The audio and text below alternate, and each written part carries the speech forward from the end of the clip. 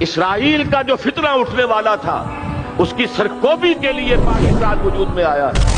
پھر اس سرزمین میں علامہ اقبال جیسی شخصیت پیدا ہوئی ہے۔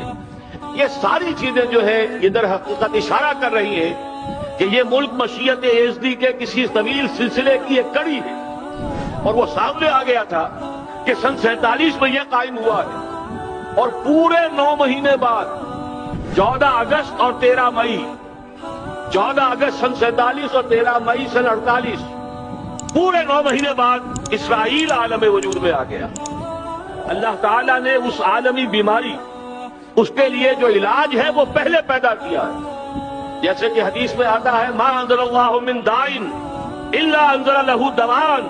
اللہ تعالیٰ نے کوئی بیماری ایسی نہیں اتاری کہ جس کا علاج بھی نہ اتار دیا۔